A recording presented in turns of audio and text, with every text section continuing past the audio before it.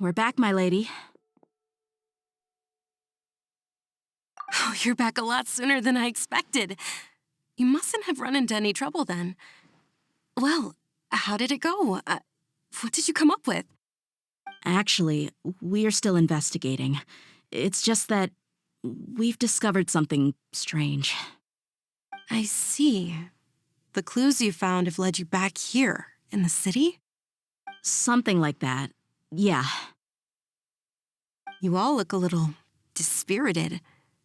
Whatever you found must not have been very encouraging after all. Why don't you discuss it with me? Maybe I'll be able to say something to cheer you up? It's okay, my lady. It's not so much about me being upset with my father or anything like that.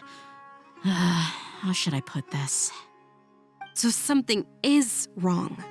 Even the Traveler and Paimon have been uncharacteristically quiet. On any other day, Paimon would have already waved to me with a smile and shouted, "Dunyarzad, we're back!" So tell me, what happened? Well? My lady, please prepare yourself for what we're going to tell you next. It concerns the Master. The Master? You mean my father? Okay, I understand. Don't worry about me. I'll listen as attentively as I can.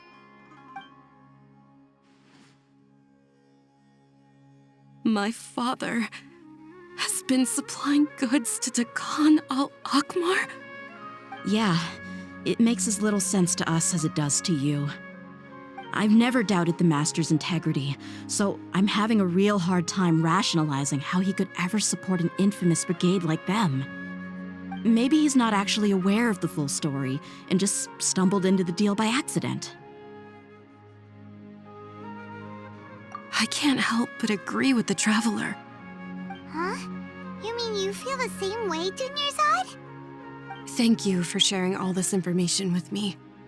Since you've told me everything you know, I should also tell you about some doubts that I've been harboring for quite a while. In the past, I thought that my father hired a bodyguard for me so that I wouldn't run away and get lost. However, there are plenty of capable mercenaries in the Corps of 30. Why did my father go out of his way to hire Dehya? About that. Well, the Homayanis really needed bodyguards, so they reached out to the Blazing Beasts. Later, the Master told me that I was one of the best mercenaries he'd ever seen, and that I should stick around to become one of his bodyguards. He offered me a pile of mora, so I just signed on.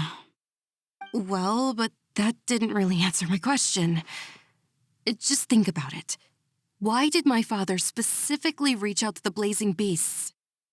Maybe the Corps of 30 just didn't have anyone available, or maybe someone recommended us. I've never given it too much thought. I think I get what you're saying. You think none of this was a coincidence. Precisely. At first glance, nothing seems strange or out of place. But there are many parts of the story that don't actually make any sense.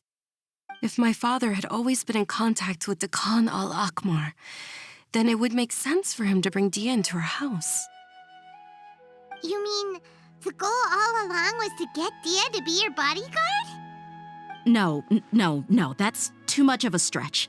I cut all ties with my father a long time ago. He has no control over my life anymore. But that still doesn't rule out the possibility that your father has still been trying to influence your life without you knowing. So, the Master was not likely an innocent victim in all of this? Sorry we put all this on you so suddenly, Dunyarzad. It's okay, Paimon. I should actually be thanking you. Regardless of his reasons, if my father has truly been funding a violent group of mercenaries, then it's my duty to bring him back to reason. But is that really the right thing to do? My father has committed many atrocities and deserves all the punishment that he has coming to him. I have zero sympathy for him. You may call me an ungrateful child, but my feelings will remain the same. However, the Homayani family has treated me with nothing but generosity and kindness. If we decide to investigate this further, we could end up implicating the entire Homayani family. I would be biting the hand that's fed me over all these years. Dehya. It's all right, Dehya.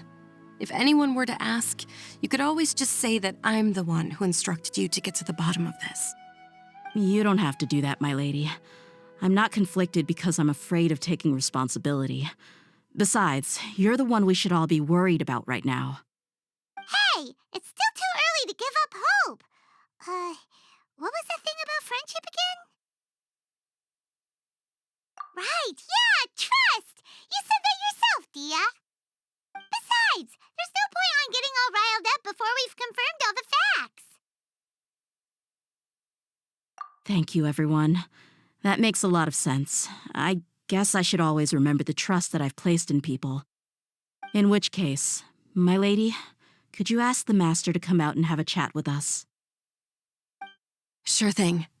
I also hope he'll be able to give us a logical explanation. Let's meet at the usual place then. Usual place? Ah, right.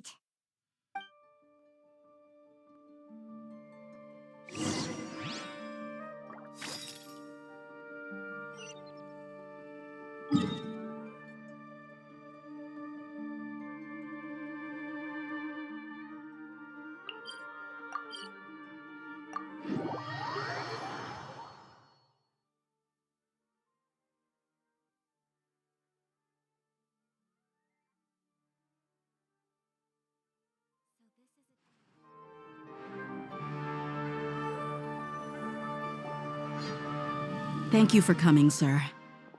Please allow me to introduce these two. This is the traveler, and next to him is his travel companion, Paimon. Ah, yes, my daughter has mentioned them from time to time. It's a privilege to finally meet them in person. But we may skip all the pleasantries for now. What is the important matter you wish to discuss with me today? Well, we wanted to bring this transaction record to your attention. There's something on this record that we're all pretty curious about.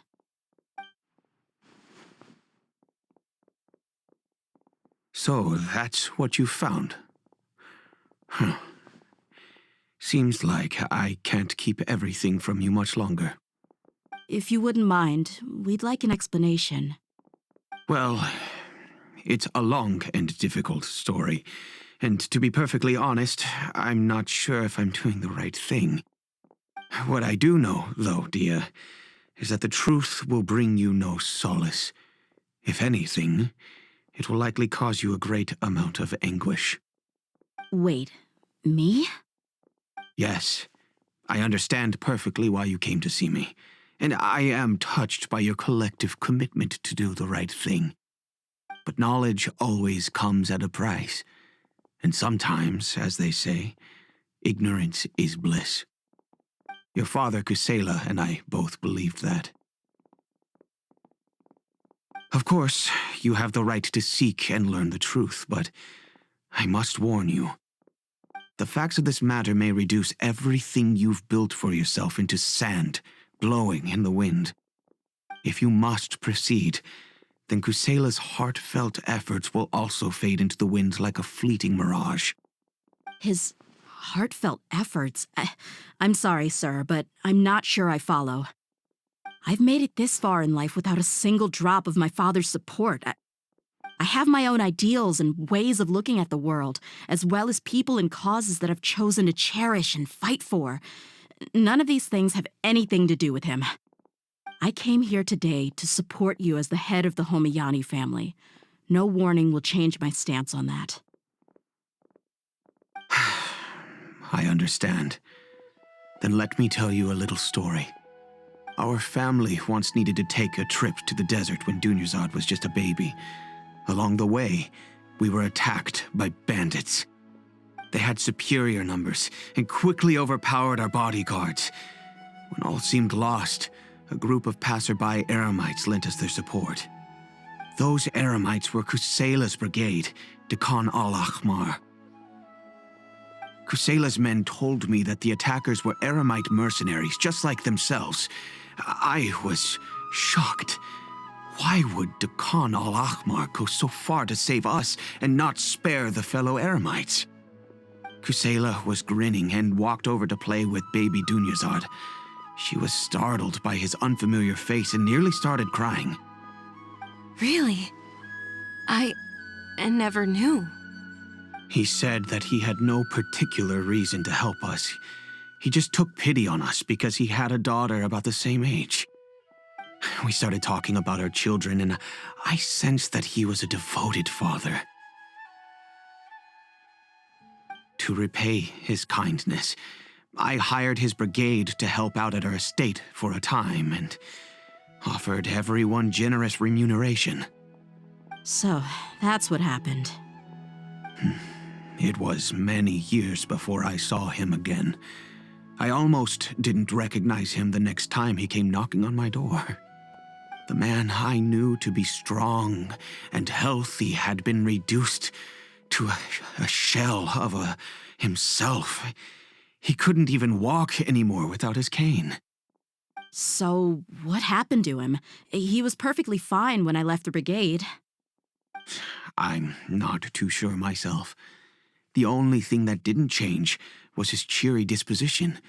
He said there was absolutely nothing to worry about and that he had gotten into a fight. That was all. He then suddenly asked me if Dunyazad, now that she had grown, would need a bodyguard of her own. At the time, Dunyazad was going through a particularly severe bout of her Elazar. There was no need for her to have a bodyguard when she could barely leave the house. But he kept coming back to the topic. Come on, it never hurts to be safe. How do you know a bodyguard won't come in handy one day?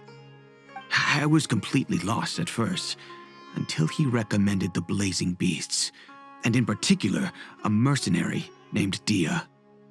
So he was the one who recommended Dehya to you. Indeed. He didn't say it out loud, but it was clear that he saw Deshret's relics as an evil group who would eventually corrupt every member in their ranks.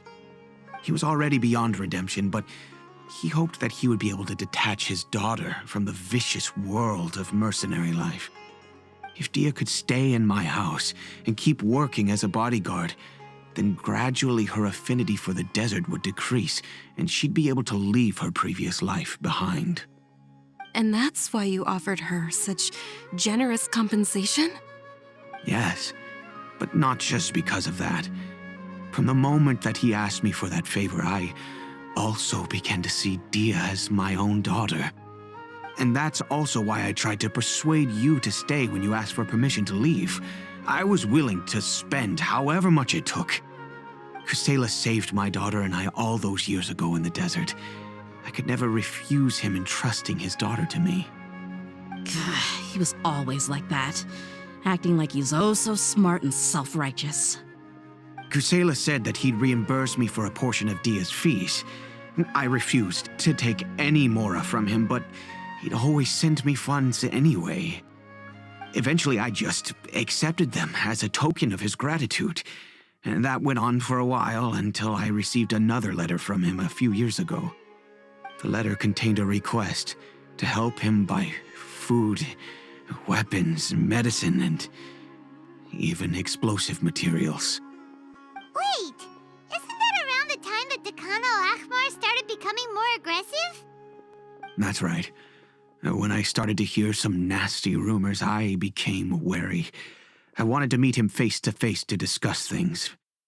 But by then, he was no longer receptive to my requests to talk. If I had to guess, it's probably because he doesn't want to put Dehya at risk. That thought occurred to me as well. I figured that he probably came to me for help because he had nobody else to turn to. After some deliberation, I decided to send him some food and medicine. I turned down all his requests for explosives and weaponry. I am aware that even such a reduced gesture of support could lead to others coming to harm, but I could not simply reject his plea for help. In the end, it probably was the wrong decision. I plugged my ears to the rumors and just chose a solution that made me feel least guilty about myself. If you can, please tell me where he is now. None of the things he's doing right now make any sense if he's just trying to keep me from getting tangled up in his world. If all he wants to do is steer clear of me, then maybe he shouldn't have brought me into this world in the first place. Oh no. Dehya, please don't feel that way.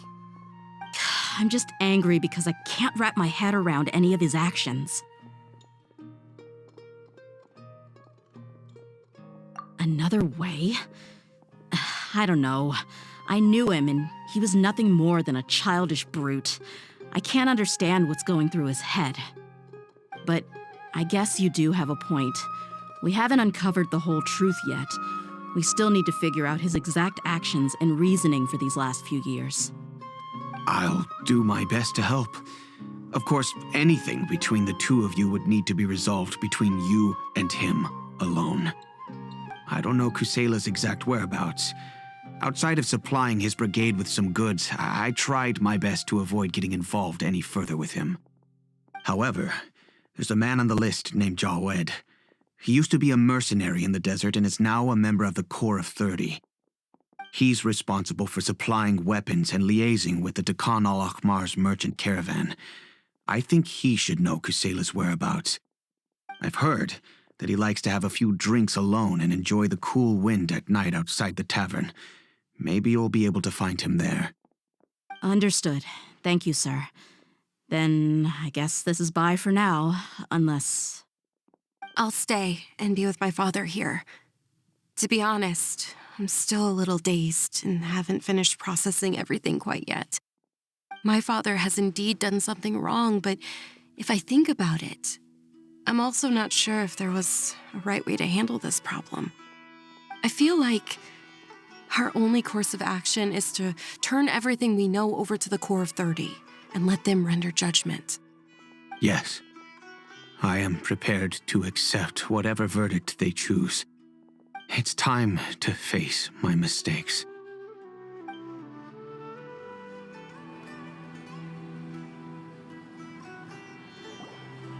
Huh? Who are you guys? I know what you've been up to. Smuggling weapons to violent brigades in the desert while working for the Corps? Pretty bold, if you ask me. Shh! Keep your voice down. How do you know all that?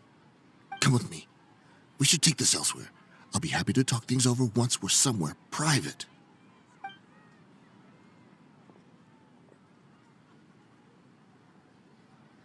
This place should do.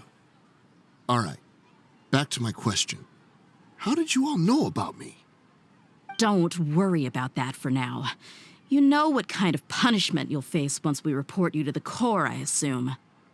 Wait, there's no need to jump the gun. Let's talk this out. What are your terms?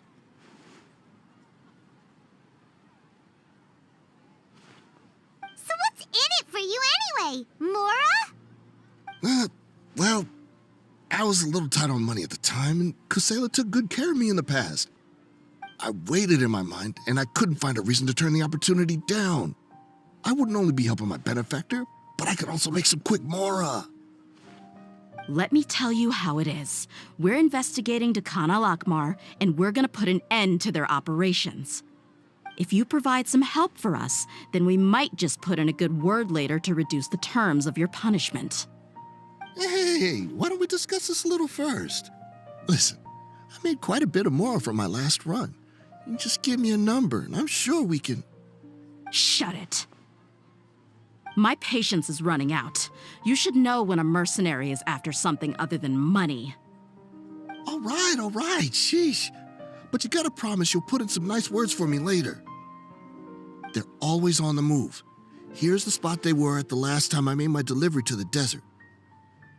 Feel free to go have a look. I'm just telling you though, it's not on me if they're not there anymore. Sure. And then you can forget about any nice words from us. Hey, come on. Now you're just being unreasonable. Really? And how do I know you're not leading us straight into a trap? Don't forget, you're the one with no bargaining chips. All right, I get it. Why don't you go take a look, and if they're not there anymore, I'll try to figure out something else for y'all. Now that's more like it. Let's move. And as for you, try to stick around the city until we get back. You don't want us to call the folks from the Corps and have them drag you back to the city.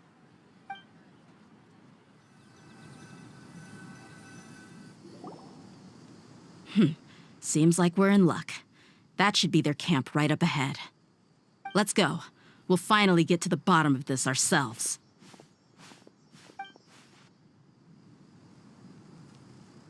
I'm here to see Kusela. Tell him to get out here. Dehya, why are you here? True form.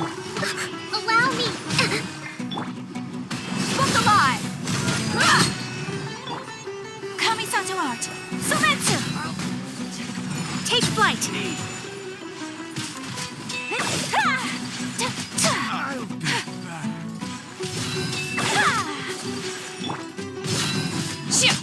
Haven't you all done enough? Oh, so are you also here to stop us? Stay out of this. It's got nothing to do with you. Rebuild.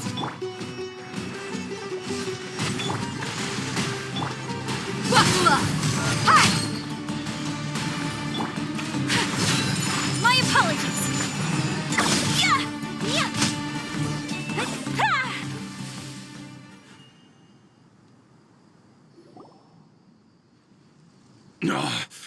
She's so strong. Enough fighting. We all know each other, and I don't want to take things too far. Just bring Kusela to me. There's no use hiding him anymore. Did you understand a single word I just said? Or do I need to bash your skull in some more? All right, everyone, let's all just calm down for a second. Dehya, the boss can't come out and see you anymore. He died a long time ago. What? Seems like you've been out of the loop for a while. Guess that's for the best, though. At least, that's what the old man wanted.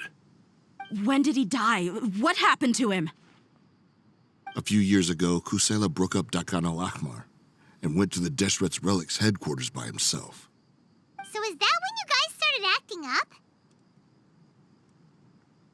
We would prefer to call it taking revenge. Every last person in Deshret's Relics must pay in blood for what they did. Let me start from the beginning. Dehya, do you know how the head of the Relics maintained order internally? Overwhelming strength and unquestionable authority? Those were a part of it, yes. But just those on their own weren't enough. They had another tool at their disposal. They called it a person's record. Regardless of whether they joined by their own will or were coerced, every person in Deshret's Relics were forced to leave a record of themselves at headquarters. Whether it be their deepest sin, some unforgivable act, or their most immoral exploit, the record served both as a symbol of loyalty and the perfect material for blackmail.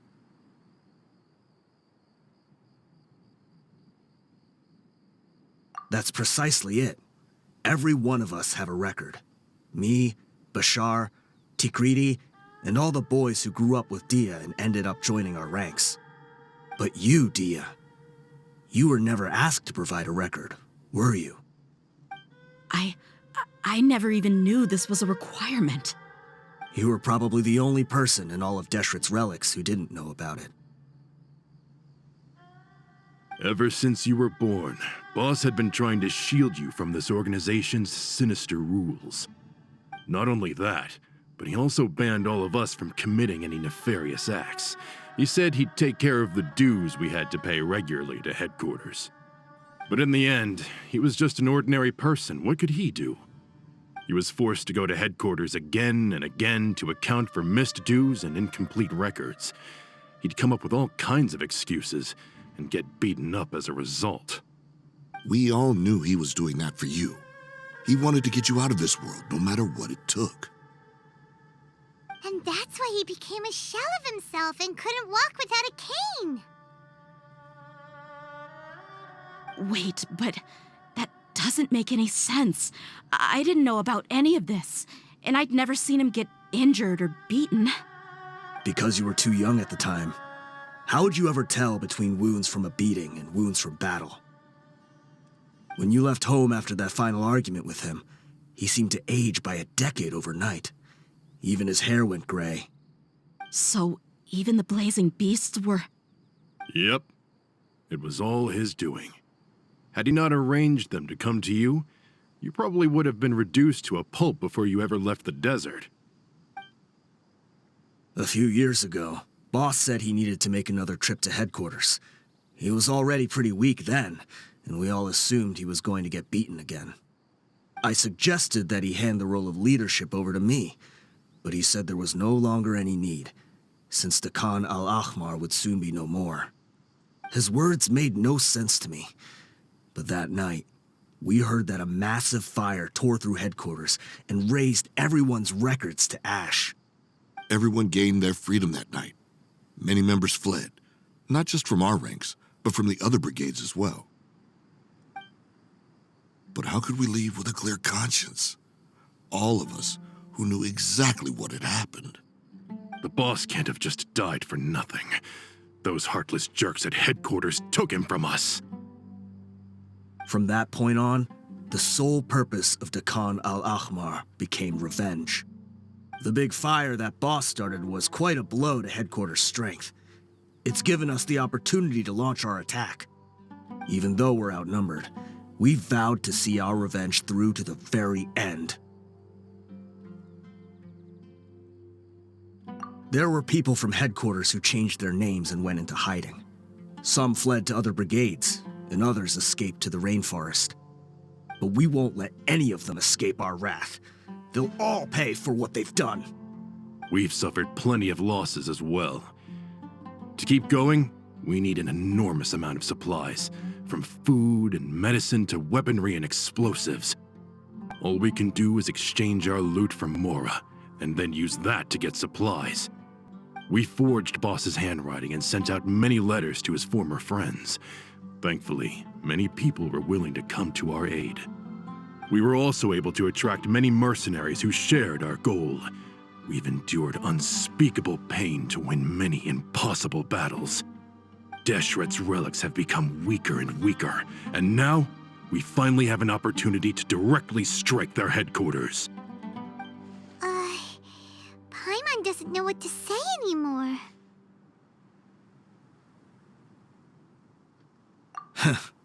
We do know right from wrong, but we were sinners from the very beginning. We do not deserve the freedom that the boss won for us with his life. Boss always loved his old-fashioned hero stories. Those tales about sacrificing yourself to save the world. We used to always laugh at him for it, but in the end, he really went and lived those stories out himself. As for me, I never considered myself a hero. We're all the lowest of the low. We have no right to even imagine such an existence. But maybe those hero stories he liked foreshadowed everything that was to come. The spirit of the hero touched all those he had saved, and more people joined his cause. Maybe we were all just acting along with the play in the beginning. But as we acted the parts and recited the lines, we were drawn in. And now, we want to see the story through to the end. I'm sorry, Dehya. I know you always found us insufferable ever since you were young. Just think of this as a madman ranting. I'll go with you. Huh? Dehya? You want to go with them? I grew up with these guys, and I know they're not bad people. It's just that some situations get so bad that it's difficult to tell good from evil. All I know is that Deshret's relics must be destroyed. Furthermore, I want to go see the place for myself. I want to know if my father is still there. I know you don't want to get involved in this, so there's no need for you to tag along. I can do this on my own. Yeah, Paimon feels like we'd only regret it if we don't see this through to the end. Thank you. We'll be a lot stronger together with you. I bet Boss would lose his mind if he ever knew you'd join us at the very last moment like this. Considering all the losses and injuries we sustained, we can't afford to turn down someone as powerful as you. He can think whatever he wants. But the fact is, I owe him this much.